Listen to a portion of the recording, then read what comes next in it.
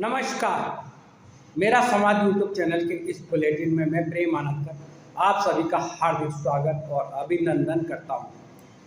संघ लोक सेवा आयोग और राज्यों के लोक सेवा आयोगों में अध्यक्ष व सदस्यों की नियुक्ति, सस्पेंड और करने और हटाने के क्या हैं नियम, जानिए इस बुलेटिन में। यह जानकारी आपके सामान्य ज्ञान को बढ़ाएगी। दोस्तों, आज हम बात करते हैं राज्यों के लोक सेवा आयोगों के अध्यक्ष व सदस्यों की नियुक्ति, संवैधानिक नियम और अन्य जानकारियों। यदि आपने अभी तक इस YouTube चैनल को लाइक और सब्सक्राइब नहीं किया है तो कृपया पहले लाइक और सब्सक्राइब कर लीजिए ताकि आपको इस YouTube चैनल के नोटिफिकेशन समय समय पर मिलते रहें। तो चलिए बात शुरू करते हैं। द्वितीय श्रेणी शिक्षक भर्ती यानी सेकेंड ग्रेड टीचर भर्ती परीक्षा के पेपर लीक मामले में राजस्थान लोक सेवा आयोग के सदस्य बाबूलाल कटारा की गिरफ्तारी होने के बाद आप लोगों के मन में यह जानने की जिज्ञासा रही होगी कि राज्य लोक सेवा आयोग और संघ लोक सेवा आयोग क्यों संवैधानिक होते हैं, इनके अध्यक्ष और सदस्यों की नियुक्ति कैसे की जाती है, कौन नियुक्ति करते हैं, क्या अध्यक्ष या सदस्यों को पदीय दायित्व के विरुद्ध आचरण या आपराधिक कृत्य पाए जाने पर सस्पेंड या बर्खास्त किया जा सकता है या नहीं, इसके क्या प्रावधान हैं। तो आइए हम आपको इन सभी बातों से अवगत कराते हैं जिन्हें आप जानना चाहते हैं। यह बातें आपके सामान्य ज्ञान यानी जनरल नॉलेज को बढ़ाएंगी। संघ लोक सेवा आयोग का काम भारतीय स्तर की प्रशासनिक व अधीनस्थ सेवाओं यानी इंडियन लेवल की सिविल व सबऑर्डिनेटेड सर्विसेज में भर्ती के लिए आवेदन मांगना, परीक्षाएं और इंटरव्यू कराकर परिणाम निकालकर सफल अभ्यर्थियों को मेरिट के अनुसार नियुक्ति देने के लिए केंद्र सरकार को सिफारिश करना है। इसी प्रकार राज्य लोक सेवा आयोग का काम राज्य स्तर की प्रशासनिक व अधीनस्थ सेवाओं यानी स्टेट लेवल की एडमिनिस्ट्रेटिव व सबऑर्डिनेटेड सर्विस में भर्ती के लिए आवेदन मांगना, परीक्षा कराना व इंटरव्यू कराकर परिणाम निकालना, सफल अभ्यर्थियों को मेरिट के अनुसार नियुक्ति देने के लिए राज्य सरकार को सिफारिश करना है।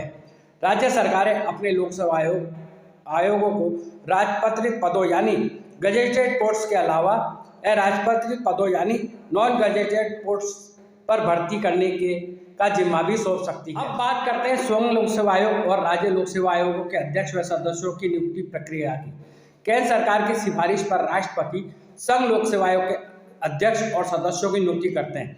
इसी प्रकार राज्य सरकार की सिफारिश पर राज्यपाल लोक सेवा आयोग में अध्यक्ष व सदस्यों की नियुक्ति करते हैं। अध्यक्ष और सदस्य की नियुक्ति आदेश जारी होने के बाद पदभार ग्रहण करने की तारीख से प्रभावी मानी जाती है। पहले पदभार ग्रहण करने वाला सदस्य वरिष्ठ माना जाता है। राजस्थान लोक सेवा आयोग में अध्यक्ष व सदस्यों की नियुक्ति 62 वर्ष की आयु पूरी होने या 6 वर्ष का कार्यकाल पूरा होने तक यानी इन दोनों में से जो भी पहले हो तक के लिए की जाती है। यदि कोई सदस्य अध्यक्ष भले ही कितने दिन, महीने या साल पद पर रहे हों, यदि 62 वर्ष की आयु पूरी हो जाती है तो कार्यकाल समाप्त माना जाता है। यह राजस्थान लोक सेवा आयोग में अध्यक्ष व सदस्य की नियुक्ति का प्रावधान है। जहां तक हम समझते हैं अन्य राज्य के लोक सेवा आयोग में भी नियुक्ति संबंधी यही प्रावधान होंगे। देश के सभी लोक सेवा आयोगों को संसद में पारित प्रस्ताव व विधेयक के माध्यम से संवैधानिक अधिकार प्राप्त हैं, इसीलिए उन्हें पूर्णतः संवैधानिक संस्थाएं माना जाता है। अध्यक्ष व सदस्यों की नियुक्ति के समय उनकी शैक्षणिक योग्यता, प्रशासनिक अनुभव व आचरण विशेष रूप से देखा जाता है। किसी भी व्यक्ति को अध्यक्ष या सदस्य नहीं बनाया जा सकता जिन पर कभी कोई आपराधिक मुकदमा दर्ज हुआ हो, सस्पेंड हुआ हो, सेवा काल का रिकॉर्ड खराब हुआ हो या दिवालिया घोषित हुआ हो। इन संवैधानिक संस्थाओं की खास बात यह भी है कि संघ लोक सेवा आयोग और राज्य लोक सेवा आयोग में किसी को अध्यक्ष या सदस्य बनाए जाने और पदभार ग्रहण करने के बाद हटाया नहीं जा सकता। यदि कोई व्यक्ति अध्यक्ष या सदस्य बनाए जाने के बाद खुद ही पदभार ग्रहण करने से इनकार कर दे या फिर पदभार ग्रहण करने के बाद इस्तीफा दे दे तो उसे स्वीकार कर लिया जाता है। यदि किसी आयोग के अध्यक्ष या सदस्य का पदीय दायित्व पर रहते हुए विधि विरुद्ध आचरण पाया जाता है या किसी आपराधिक मामले में गिरफ्तारी हो जाती है तो भी केंद्र सरकार या राज्य सरकार उन्हें हटा नहीं सकती। किंतु केंद्र सरकार की सिफारिश पर राष्ट्रपति संघ लोक सेवा आयोग के संबंधित अध्यक्ष या सदस्य और राज्य सरकार की सिफारिश पर राज्यपाल राज्य लोक सेवा आयोग के संबंधित अध्यक्ष या सदस्य को सस्पेंड कर सकते हैं। यदि किसी अध्यक्ष या सदस्य को किसी आपराधिक मामले में कोर्ट द्वारा दोषी ठहराते हुए सजा सुना दी जाती है तो भी ऐसी स्थिति में भी बर्खास्त करने का अधिकार केवल राष्ट्रपति को ही है। इसके अलावा किसी लोक सेवा आयोग के अध्यक्ष या सदस्य को हटाना हो तो कोई भी सरकार और राज्यपाल अपने स्तर पर निर्णय नहीं ले सकते।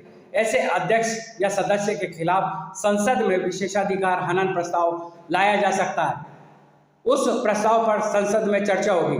यदि प्रस्ताव ध्वनि मत से पारित हो जाता है तो फिर राष्ट्रपति के पास भेजा जाता है। यदि प्रस्ताव किसी कारण से पास नहीं हो पाता है तो कोई भी सरकार कुछ नहीं कर सकती है।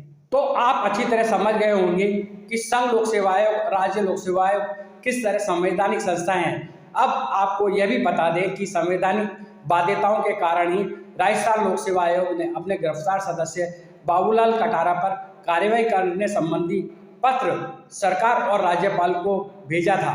विधिक राय जानने के बाद सरकार की सिफारिश पर राज्यपाल ने उन्हें सस्पेंड कर दिया। अन्य विधि सम्मत कोई कार्रवाई करने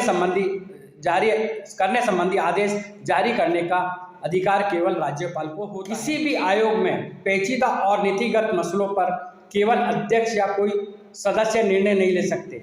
ऐसे सभी मामले FC यानी फुल कमीशन की बैठक में रखे जाते हैं। बैठक में कोरम पूरा होने पर 2/3 बहुमत से निर्णय किए जाते हैं। हालांकि आयोग के अध्यक्ष में तमाम शक्तियां निहित होती हैं, लेकिन बड़े पेचीदा और नीतिगत मसलों पर अध्यक्ष भी निर्णय लेने से बचते हैं और ऐसे मामलों को FC में रखने का निर्देश देते हैं। सभी आयोगों में सचिव यानी सेक्रेटरी IAS अधिकारी होते हैं।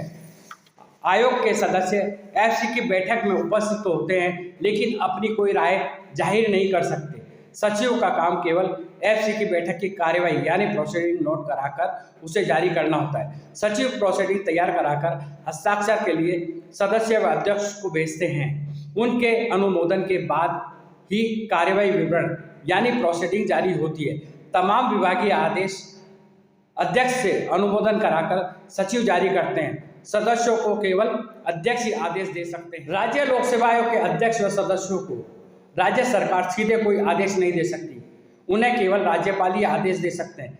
किंतु सरकार के किसी निर्णय या आदेश की पालना करानी हो तो मुख्य सचिव संबंधित विभाग के प्रमुख शासन सचिव या शासन सचिव आयोग के सचिव को पत्र भेजते हैं। सचिव उस पत्र को आयोग के अध्यक्ष से संज्ञान में लाकर ही आगे की कार्यवाही करते हैं। तो दोस्तों और दर्शकों, आपको ये जानकारी कैसी लगी कृपया कमेंट करके जरूर बताइए। यदि आपके कोई सुझाव हो तो वह भी बताइए। हम उन सुझावों पर अमल करते हुए सुधार करेंगे।